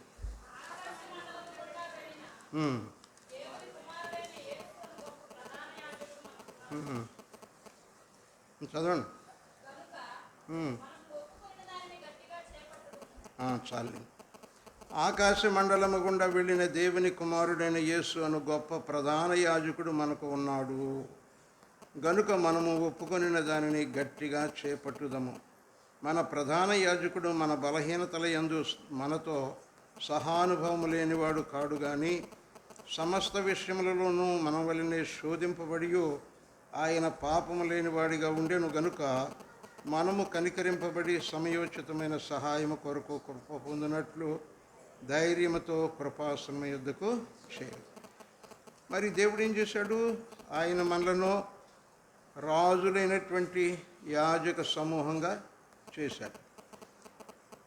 మరి రాజులైనటువంటి యాజక సమూహంగా చేస్తూ ఆయన ఆకాశ మండలము గుండా వెళ్ళి ఆయన ప్రధాన యాజకుడుగా ఆయన దేవుని కుమారుడయ్యుండి ఆయన ఎదుట ఆయన సన్నిధిలో ఉన్నాడు. ఆ ప్రధాన యాజకుడు ఆయన ఏం చేస్తూ ఉన్నాడు? ఆయన మనలను యాజకత్వంలో నియమించాడు. ఓ ప్రక్కనేమో అధికారం ఇచ్చి రాజ్యం చేయమన్నాడు, తర్వాత యాజకత్వం కూడా. ఏమిటి అనంటే, మీరు ప్రజల నిమిత్తము మొరపెట్టండి, ప్రజలను గురించి మీరు ఏది అడిగితే అది నా నామం పేరిట మీరు ఏది అడిగినను తండ్రి మీకు అనుగ్రహిస్తాడు. కాబట్టి మీరు ప్రజల పక్షంగా, ప్రజలకు దేవుని పక్షంగా మీరు పనిచేయాలి. అంటే దేవునికిని మానవులకును మధ్యవర్తులుగా ఉండాలి. ఈ లోకంలో మరి పాపముల చేత అపరాధముల చేత చచ్చిన వారయ్యుండి వారు దేవుని రాజ్యానికి దూరంగా ఉంటుండగా వారికిని దేవునికిని సమాధానం కలుగజేసేటటువంటి వాళ్ళలాగా ఉండాలి. వారిని ప్రభు యొద్దకు నడిపిస్తూ వారు కూడా దేవుని రాజ్య సంబంధులై ఉండేటట్టుగా మీరు జరిగించాలి. ఆ యొక్క పేతురు మొదటి పత్రిక 2వ అధ్యాయం 9వ వచనంలో రాయబడినటువంటి సత్యం. అయితే మీరు చీకటిలో నుండి ఆశ్చర్యకరమైన తన వెలుగులోనికి పిలిచిన వాని గుణాతిశయములను ప్రచురము చేయి నిమిత్తము ఏర్పరచబడిన వంశమును, రాజులైన యాజక సమూహమును, పరిశుద్ధ జనమును, దేవుని సొత్తైన ప్రజలనై ఉన్నారు. హల్లెలూయా. చీకటిలో నుండి ఆశ్చర్యకరమైన తన వెలుగులోనికి మిమ్మను పిలిచాడు. అంటే వెలుగు ఆయనదే. ఆ వెలుగు ఈ లోకంలో ఏ దురాత్మ వెలుగు కాదు, మరి ఇంకా ఏ విధమైనటువంటి వెలుగుదోత యొక్క వెలుగు కాదు. ఈ లోకంలో ఇదివరకటి కాలంలో అయితే నేను బాగా పాల్గొంటూనే ఉండేవాడిని, చూసేవాడిని. ఏదన్నా ఒక విగ్రహారాధన సంబంధమైనటువంటి కార్యక్రమాలు జరుగుతూ ఉండేవి అంటే మరి పెట్రోమాక్స్ లైట్లు తీసుకొచ్చేవాడు. ఒక్కొక్క లైటు ఒకడు ఎత్తుకునేవాడు. తర్వాత కాగడాలు వెలిగించేవాడు, ప్రమిదలను వెలిగించేవాడు. అట్లాగే ఉండి అక్కడికి వెళ్ళగానే ఒక రకమైన వాసన వచ్చింది. ఇప్పుడైతే ఏముంది, 1000 క్యాండిల్ బల్బులు పెట్టేస్తున్నారు. ఇక రంగురంగుల తోరణాలు కడతా ఉంటారు. ఇంకా చూడండి, ఆ పూజారులు కూడా యూనిఫారం వేస్తున్నారు. అందరూ ఒకే పట్టు పంచ, అందరూ పెద్ద పెద్ద హారతి, బంగారు హారతి, దాంట్లో అనేక రకాలైనటువంటి మరి లైట్లు ఒక ప్రమిదల్లాగా ఎలగటం, తర్వాత పెద్ద అగ్నిగుండం, దాంట్లో అన్నీ దహించేయటం, ఆర్భాటాలు, సంగీతాలు, మైకులు పెద్దవి చేస్తాం, ఆర్భాటం చేస్తాం. ఈ ఆర్భాటం అంతటికి వస్తువులే. ఇంకా చెప్పాలంటే దేవుని బిడ్డలు కనుగొన్నటువంటి ఆ యొక్క పరికరాలే వారికి ఆధారంగా ఉంటాయి. అయితే దేవుణ్ణి ఆర్భాటంగా ఆరాధించడానికి ఆయన మనలను ఈ చీకటిలో నుండి వెలుపలికి తీసుకొచ్చాడు. వారు ఎన్ని లైట్లు వెలిగించినా, ఎంత ఆర్భాటం చేసినా అది చీకటే. అక్కడ కలెక్టర్ గారు వెళ్ళినా, ముఖ్యమంత్రి వెళ్ళినా, ఇక ఆయనతో పాటు ఉద్యోగస్తులు వెళ్ళినా, ఎంతమంది వెళ్ళినా చీకటే. కాబట్టి దేవుని బిడ్డలైనటువంటి వాళ్ళు, మరి మీరు చూశారో చూడలేదో, పోయిన ఆదివారం ఏమది మతము మంత్రులు అని ఒక మెసేజ్ ఇచ్చి రాత్రి, పోయిన ఆదివారం నాడు రాత్రి 7 గంటల నుంచి 7:30 వరకు వచ్చింది. మళ్ళీ మంగళవారం నాడు వచ్చింది. మతము మంత్రులు మరి 88 నంబర్లో ప్రవచన్ టీవీలో వచ్చింది. మరి ఇవాళ కూడా రాత్రి 7 గంటలకి మెసేజ్ వస్తుంది. అలాగా అదే మెసేజ్ మళ్ళీ మంగళవారం నాడు మధ్యాహ్నం 2:30కి వేస్తూ ఉంటాం. మరి దానిలో మరి దేవుని బిడ్డలకును ఈ లోక సంబంధమైనటువంటి మంత్రి శాఖలు నిర్వహించటానికి ఏమి సంబంధం లేదు. దానియేలు మంత్రే, ప్రధానమంత్రి, కానీ ఆ దేశపు ఒక్క విగ్రహానికి కూడా ఆయన నమస్కారం చేయలేదు. అయితే ఇప్పుడు ఏమైంది, క్రైస్తవ మంత్రులు వీళ్ళంతా ఎక్కడ పడితే అక్కడికి వెళ్తారు, దండాలు పెడతారు. తర్వాత ఇంకా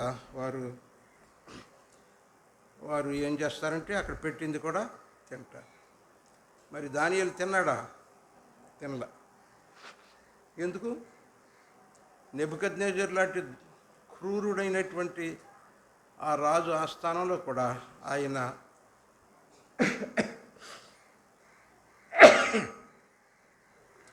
అలాగా విగ్రహారాధన చేయటానికి అంగీకరించాలి. అయితే మన రాజ్యాంగం ఉంది, మంత్రి అయిన ప్రతివాడు కూడా బొమ్మకు మొక్కాలని ఎక్కడ ఉందా? లేదు. మంత్రి వేరు, మంత్రి వ్యక్తిత్వం వేరు. అతడు తన దేవుణ్ణి ఆరాధించుకోవచ్చు. గవర్నమెంట్కి దేవుడు ఉన్నట్టుగా ఈ మంత్రులు, ఈ ప్రధాన న్యాయాధిపతులు వీళ్ళందరూ కూడా వెళ్ళి ఆ బొమ్మలకు మొక్కుతూ ఉంటారు. అయితే అక్కడ వెలుగు లేదు, అది చీకటే. అయితే దేవుడు ఏం చేశాడు? మనలను ఆ యొక్క చీకట్లో నుండి తన వెలుగులోనికి, ఆశ్చర్యకరమైన తన వెలుగులోనికి మనలను తీసుకొచ్చాడు. మనము వెలుగులోనికి వచ్చిన తర్వాత ఆయన గుణములను మనం ప్రచురం చేయాలి. దేవుని రాజ్య సంబంధులం అయ్యాము. మనకు సంపూర్ణంగా ఆయన గుణాలే మనలో ఉండాలి. వాటిని మనం ప్రచురం చేయాలి.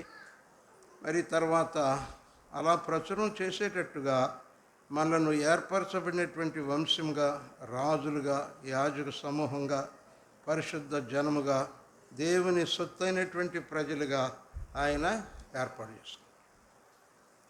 కాబట్టి దేవుని రాజ్యం ఇది. క్రైస్తవ సంఘము, దాన్ని ఏమంటారంటే ఎక్లీషియా అంటారు. మొట్టమొదట క్రైస్తవులుగా ఉండేటువంటి వాళ్ళు ఏం చేశారో, వారు తమ గ్రామములలో నుండి, తమ ఊర్లో నుండి మరి దేవుణ్ణి ఆరాధించడానికి బయటికి వెళ్ళిపోయేవాళ్ళు. వారికి అంత స్వేచ్ఛ ఉండేది కాదు. అంచేత డ్రైనేజీల్లోనూ, అంటే రోమీల కాలంలో డ్రైనేజీలు బాగా ఉండేవి, పెద్ద పెద్ద మరి కాలువలు అటు ఇటు రాళ్లతో కట్టబడినటువంటి దాంట్లో దాక్కుని ఆరాధించేటటువంటి కొంతమంది అయితే ఊరు నుండి, ఆ యొక్క ఫిలిప్పీ పట్టణంలో ఊర్లో నుండి బయటకు వెళ్ళి నదీ తీరాన వారు ఆరాధన జరుపుకున్నారు. అక్కడ లూది అనేటటువంటి ఆమె హృదయాన్ని దేవుడు తెరిచాడు. అలాగా వీళ్ళు ఊర్లో నుంచి వెలుపలికి వెళ్ళి అక్కడ దేవుణ్ణి ఆరాధిస్తున్నారు. వీరు ఎడమగా వెళ్ళిపోయారు, మనలో నుండి ఎడమగా వెళ్ళిపోయారు అని అప్పుడు మరి రోమీలు, ఆ గ్రీసు దేశ ఆ యొక్క మరి అంత్యొకయలో అంత్యొకయలో ఉండేటువంటి వాళ్ళు వీళ్ళని ఏమన్నారంటే ఎక్లీషియా అంటే మనలో నుండి వేరుగా వెళ్ళిపోయారు, వేరుగా పిలువబడ్డారు అని ఆ గుంపుకి, క్రైస్తవ గుంపులకి ఎక్లీషియా ఎక్లీషియా ఎక్లీషియా అంటే ఉన్న స్థలంలో నుండి వేరుగా వెళ్ళి ఒక కూడికగా ఉండేటువంటి వాళ్ళు, వాళ్ళనే సంఘము. ఎక్లీషియా అంటే సంఘము, ఎక్లీషియా అంటే విశ్వాసులు గుంపుగా వారు ఉండాలి. నీవు నేను అలాంటి గుంపులో ఉన్నాము. అయితే దేవుడు మనకు ఒక నిబంధన ఇచ్చాడు. అది ఏమిటి అని అంటే, దేవుని గుణాతిశయములను ప్రచురిస్తూ చీకట్లో నుండి బయటకు వచ్చేసి మనము ఏర్పరచబడిన వంశముగా, రాజులైన యాజక సమూహముగా, దేవుని పరిశుద్ధ జనముగా, దేవుని సొత్తు అయినటువంటి ప్రజలుగా ఉండాలి. దీనిని దేవుని రాజ్యము అని అన్నారు. మత్తయి సువార్త 10వ అధ్యాయం 7వ వచనం.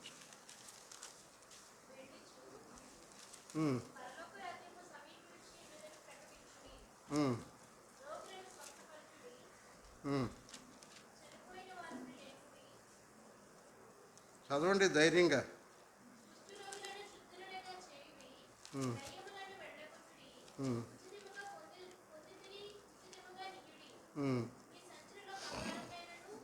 చాలు. దేవునికి స్తోత్రం. యేసుక్రీస్తు ప్రభువారు ఆయన మరి పరలోక రాజ్యము సమీపించి ఉన్నది అని మీరు ప్రకటించండి. తర్వాత మీరు రోగులను స్వస్థపరచండి, చనిపోయిన వారిని లేపండి, కుష్ఠరోగులను శుద్ధులనుగా చేయండి, దయ్యములను వెళ్ళగొట్టండి, ఉచితముగా పొందితిరి ఉచితముగా ఇయ్యండి అని చెప్పి ఆయన తన శిష్యులను పంపించాడు. వారు యేసుప్రభు శిష్యులు అపోస్తులు అయిన తర్వాత, వారు క్రైస్తవులు అయిన తర్వాత వారు ఏం చేయాలి? లోకానికి దేవుని రాజ్యం సమీపించింది, మారు మనసు పొందండి అని ప్రకటించాలి, రోగులను స్వస్థపరచాలి, చనిపోయిన వారిని లేపాలి, కుష్ఠరోగులను శుద్ధులనుగా చేయాలి, దయ్యములను వెళ్ళగొట్టాలి, ఉచితముగా పొందితిరి ఉచితముగా ఇయ్యుడి. హల్లెలూయా. ఈ కార్యములు దేవుని రాజ్య సంబంధులకు నియమించబడినాయి. అయితే ఈ సంఘము, క్రైస్తవులైనటువంటి వారు ఈ కార్యాలు చేస్తున్నారా? దేవుడు కోరుకున్నట్టుగా చేస్తున్నారు. ఆ చివరి వచ్చిన ఏమన్నదంటే, ఉచితంగా పొందాను, ఉచితంగా ఇవ్వాలి. ఉచితంగా పొందాను, దాన్ని నేనే అనుభవిస్తూ ఎవరికి అందనీయకుండా చెయ్యాలి అనేటటువంటి ఆ యొక్క మనస్సు, అది దేవుని రాజ్య సంబంధుల మనస్సు కాదు. అంచేత ఒక్కొక్కసారి ఒక భక్తుడి యొక్క జీవితాన్ని చూస్తే, దేవుడు అతన్ని పిలుచుకున్నాడు, ఏర్పాటు చేసుకున్నాడు, దేవుడు అతనికి తన ఆత్మనిచ్చాడు, మరి స్వస్థపరచు వరములు ఇచ్చాడు, అద్భుత కార్యములు చేసేటటువంటి శక్తినిచ్చాడు. సువార్త ప్రకటిస్తూ ఉంటుండగా అనేకులు మారు మనసు పొంది ప్రభు తట్టు తిరిగేటట్టు చేశాడు, జరుగుతూ ఉంది. హల్లెలూయా, హల్లెలూయా, హల్లెలూయా. అంత అంత అంత కార్యం జరుగుతుంది, బాగా వాడబడుతున్నాడు అనేటటువంటి మరి ఒక సాక్షి. అయితే ఏమైంది? ఆయనకు ఇంటికి, దాన్ని ఏదో అంటారు, ఏదో ఇల్లు కట్టించాడు, మంచి ఇల్లు. ఆ ఇంటిలో భూమి అడుగును కూడా కొద్ది గదులు పెట్టాడు. ఆ గదుల నిండా ఏదో 500 రూపాయల కట్టలో వరసని పేరు చేస్తాడు. ఒక గది నిండినాక ఇంకొక గది. మరి కొన్ని వందల బస్సులు కొనేస్తున్నాడు. చాలా ఖరీదైనటువంటి జీవితం. తర్వాత కిందేమో ఏంటిది, డబ్బు, బంగారం. అయితే దేవుడు ఏం చెప్పాడు? ఉచితంగా పొందారు, మీరు ఉచితంగా ఇచ్చేయండి. మీ దగ్గరకు ప్రవహిస్తూ వచ్చినటువంటి దాన్ని మరి దేవుని రాజ్య సంబంధులుగా అనేకులు రక్షణ పొందేటట్టు వాళ్ళకి ప్రసరింపజేయండి. మీరు కృప పొందారో ఆ కృప ఇతరులకు కూడా దొరికేటట్టు చేయండి. మీరు దేవుని రాజ్య సంబంధులయ్యారో మిగిలినటువంటి వాళ్ళని కూడా దేవుని రాజ్య సంబంధులుగా మీరు చేర్చండి, మార్చండి అని దేవుడు తన శిష్యులను అలాగా ఆజ్ఞాపించి పంపించాడు. ఈ లోకంలో ప్రభునందు ప్రియ దేవుని బిడ్డలారా, అలాగా క్రైస్తవ పరిచర్య జరిగితే ఎప్పటికీ ఒక్కడు కూడా ప్రభుని నమ్ముకోకుండా ఉండేటటువంటి కాదు. అందరూ ప్రభుని నమ్ముకునేటటువంటి వాళ్ళు. ఒక కమ్యూనిస్ట్ సెక్రటరీ, అదే ప్రపంచ కమ్యూనిస్ట్ పార్టీ, దాంట్లో ఒక ఆమె ఒక సంవత్సరం సెక్రటరీ. ఆమె వాళ్ళ యాన్యువల్ జనరల్ మీటింగ్లో మాట్లాడుతూ ఈ ప్రపంచంలో ఉన్నటువంటి క్రైస్తవులు ఒక్క వారం నిజమైనటువంటి క్రైస్తవులుగా ఉంటే కమ్యూనిస్ట్ పార్టీ అంతరించిపోద్ది, ఈ పార్టీతో ప్రజలకు పనేమీ ఉండదు అని చెప్పారు. అంటే ఈ లోకంలో దేవుని రక్త సంబంధులు, ఆయన రక్తము చేత విమోచించబడిన వారు, ఆయన ఆత్మ చేత అభిషేకించబడినటువంటి వారు, ఆయన రాజ్య సంబంధులుగా ఉండవలసినటువంటి వారు వారు నులివెచ్చని వారై లోకస్తులుగా మారిపోయి, నాకు తెలిసినంత వరకు వారి యొక్క సంతానాన్ని భ్రష్టులుగా చేస్తారు. దేవుని సొమ్మును ఆ రీతిగా దుర్వినియోగం పరిచేటటువంటి వారు, దేవుని సొమ్మును వినియోగించేటటువంటి వాళ్ళు ఉంటారు. దేవుడు వారికి ఇచ్చినటువంటి నడిపింపును బట్టి మరి దేవుడు వారికి ఇచ్చినటువంటి ఆ యొక్క ఏర్పాట్లను బట్టి చేస్తూ ఉంటాడు. ఇప్పుడు ఒక ఆయన ఉన్నాడు మా బంధువుల్లో, ఆయనకు మిషనరీ ఇచ్చారు. ఇస్తే వాళ్ళు ఫలానా కార్యక్రమం నిమిత్తము మీరేం చేస్తారు అని అంటే ఈయన ప్రణాళిక తయారు చేసి పంపించాడు. పంపిస్తే దానికి సంవత్సరానికి ₹1,00,00,000 అవుతాయి అనుకోండి. వారు ₹1,00,00,000 శాంక్షన్ చేశారు. మళ్ళీ వారు అన్నారు, నువ్వేం చదివావు అన్నారు. నేను ఫలానా చదివానండి. ఆ చదువు చదివినటువంటి వాళ్ళకి మీ దేశంలో నెలకి ఎంత జీతం ఇస్తారు అని అడిగారు. నెలకి ఎంత జీతం ఇస్తారు అతనికి ఇచ్చారు. తర్వాత అన్ని స్వీపర్కి ఎంత ఇస్తారు, వంట మనిషికి ఎంత ఇస్తారు, ఏ కార్యక్రమానికి ఎంత అనేటటువంటిది వాళ్ళు చక్కగా ప్రణాళిక వేసి మరి ఈయన పంపించాడు, వాళ్ళు పంపిస్తున్నారు. మరి ఆయన నాతో చెప్పింది ఏంటంటే, నాకు జీతంగా ఎంత ఇస్తారో అంత నేను తీసుకుంటా, మిగిలినటువంటివన్నీ కూడా వారు ఏ ఉద్దేశంతో పంపించారో ఆ ఉద్దేశానికే నేను ఖర్చు పెడతాను. నేను నా పిల్లలు మంచిగా ఉండాలి. ఇంకేంటి, వాళ్ళకి ఈయనకంటే ఎక్కువ ఆసక్తి ఉంటుందంట సేవలో, ఈయనకంటే ఆ పిల్లలకి ఎక్కువ ఆసక్తి ఉంటుందంట. కాబట్టి అది నాకు ఒక సంతోషంగా ఉంది అని చెప్పి ఆయన చెప్తా ఉన్నాడు.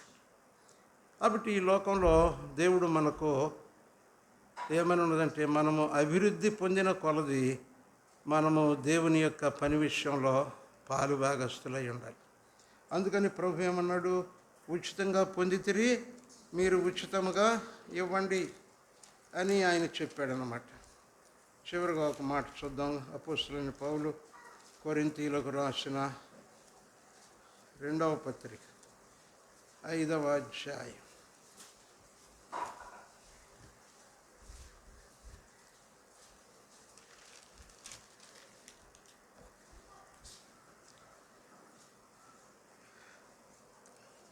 2వ పత్రిక 5వ అధ్యాయం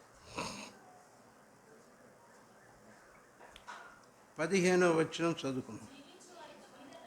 జీవించువారు ఇక మీదట తమ కొరకు కాక తమ నిమిత్తము మృతి పొంది తిరిగి లేచిన వాని కొరకే జీవించుటకు ఆయన అందరి కొరకు మృతి పొందిననియు నిశ్చయించుకొనుచున్నాము.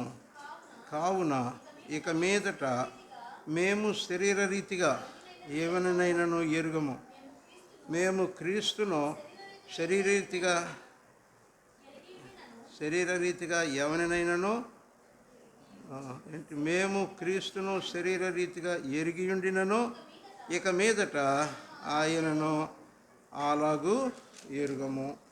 ఆ తర్వాత 18వ వచనం, సమస్తమును దేవుని వలనైనవి ఆయన మనలను క్రీస్తు ద్వారా తనతో సమాధానపరుచుకొని ఆ సమాధానపరచు పరిచర్యను మాకు అనుగ్రహించెను. అదేమనగా దేవుడు వారి అపరాధములను వారి మీద మోపక క్రీస్తునందు లోకమును తనతో సమాధానపరచుకొనుచు ఆ సమాధాన వాక్యమును మాకు అప్పగించెను. దేవుడు మమ్మలను తనతో సమాధానపరుచుకున్నాడు. ఎవరి ద్వారా? క్రీస్తు ద్వారా సమాధానపరుచుకున్నాడు. ఆ తర్వాత క్రీస్తునందు లోకము తనతో సమాధానపరుచుకొనుటకు ఆ సమాధాన వాక్యమును మాకు అప్పగించెను. కాబట్టి ఆయన నన్ను దేవునితో సమాధానపరుచుకున్నాడు, దేవుని యొక్క రాజ్య పౌరునిగా చేశాడు. ఆ తర్వాత మిగిలినటువంటి ప్రజలను మరి దేవునితో సమాధానపరిచేటటువంటి రీతిగా ఆయన సమాధాన వాక్యాన్ని ఇచ్చాడు. దేవుని సమాధాన వాక్యం ప్రకటించండి.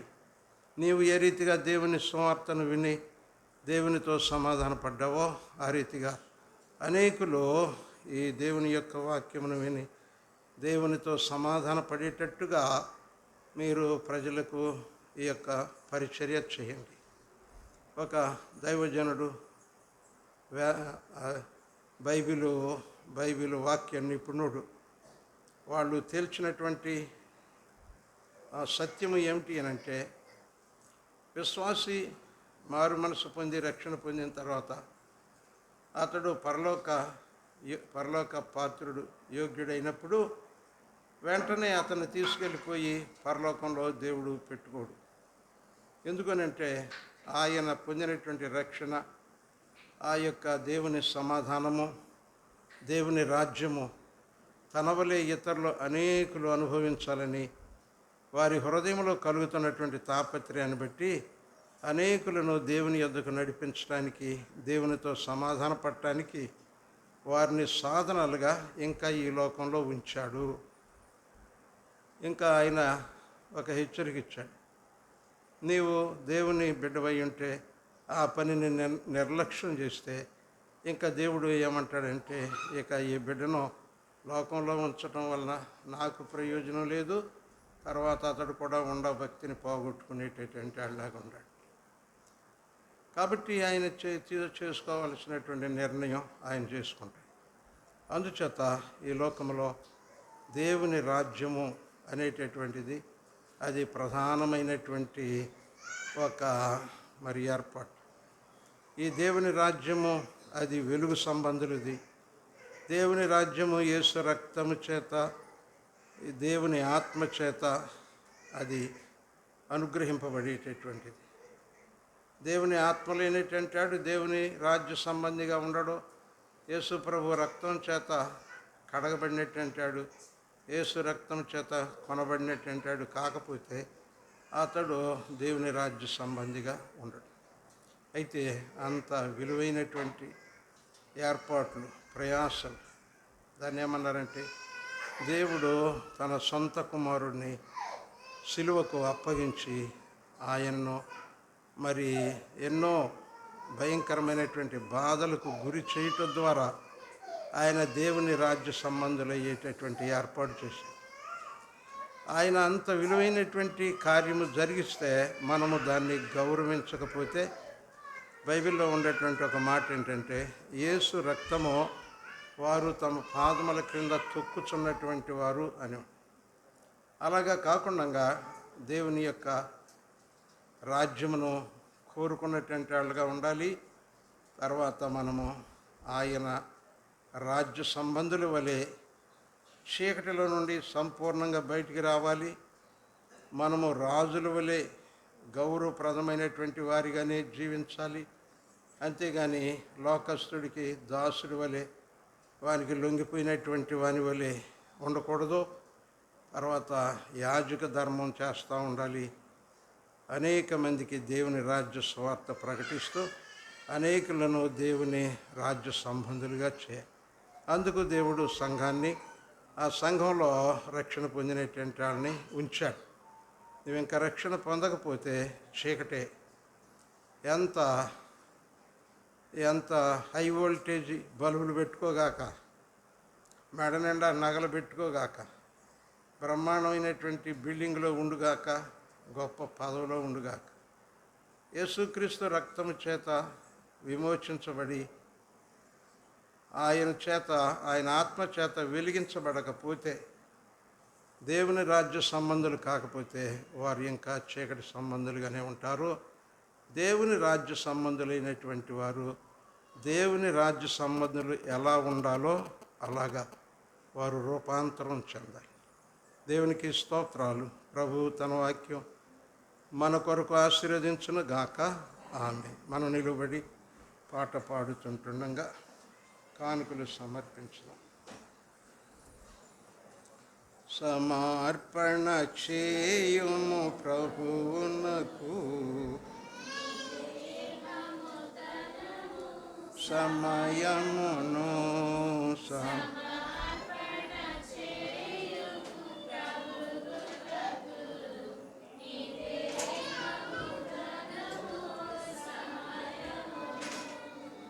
అబ్రాహామును అడిగి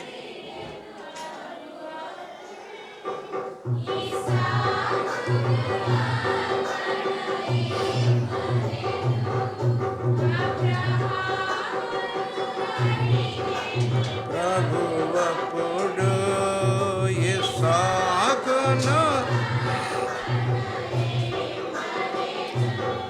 మీ బిడ్డల సేవకు ఇచ్చెదవా, నీ బిడ్డల సేవకు ఇచ్చెదవా, నీ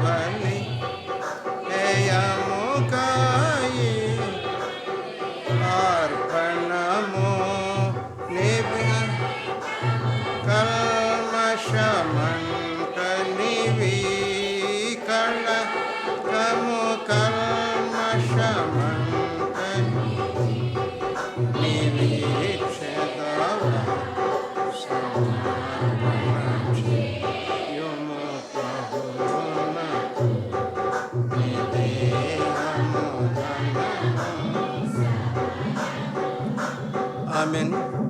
ప్రార్థన. ప్రేమగల తండ్రి, పరిశుద్ధుడా, నీకు వందనాలు, స్తోత్రాలు.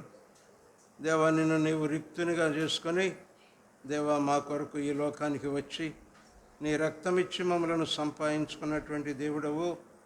నిన్ను వెంబడించేటటువంటి వారు తమను తాము ఉపేక్షించుకొని తమ సిలువనెత్తుకొని నన్ను వెంబడించాలని చెప్పావు నాయన.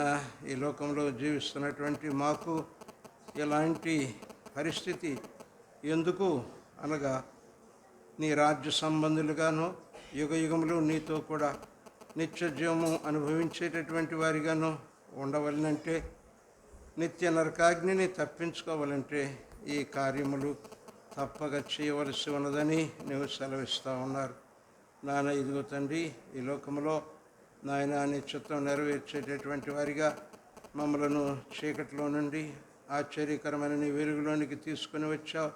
వెలుగు సంబంధుల వలె జీవించే శక్తిని దయచేయండి. రాజులైన యాజక సమూహంగా చేశావు. ఆ బాధ్యతను చక్కగా నిర్వహిస్తూ నీ సువార్తను ప్రకటించి అనేకులను చీకటిలో నుండి నీ రాజ్యంలోనికి నడిపించేటటువంటి వాళ్ళుగా ఉండటానికి సహాయం చేయండి. నీ సన్నిధిలో అర్పింపబడినటువంటి కానుకలు, ప్రథమ ఫలంలో ప్రతిష్ట అర్పణలు, మొక్కుబళ్ళు, ప్రతి విధమైనటువంటి అర్పణను అంగీకరించి మీ ఘన పరిచర్యలో వాడుకునే మహిమ పొంది కేవలము నీకే మహిమ కలుగునట్లుగా నాయనా ప్రభా ఈ యొక్క అర్పణలను ఆశీర్వదించి వాడుకుని మహిమ పొందండి. కూడినటువంటి ప్రతి ఒక్కరిని ఆశీర్వదించండి. వారు శారీరకంగాను ఆత్మీయంగాను బలపడి ఫలించి అభివృద్ధి చెందినట్లుగా దీవించండి.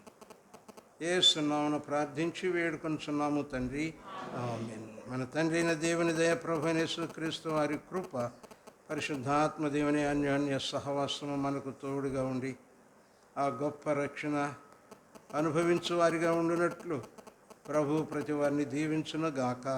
ఆమేన్. యేసు రక్తమే జయం, శిలువ రక్తమే జయం, సాతాను క్రియలను నాశనం. ప్రభు యేసు రక్తం సంపూర్ణ విజయం కలుగును గాక. ఆమేన్. హల్లెలూయా. దేవుని స్తోత్రాలు. మీకు వందనాలండి.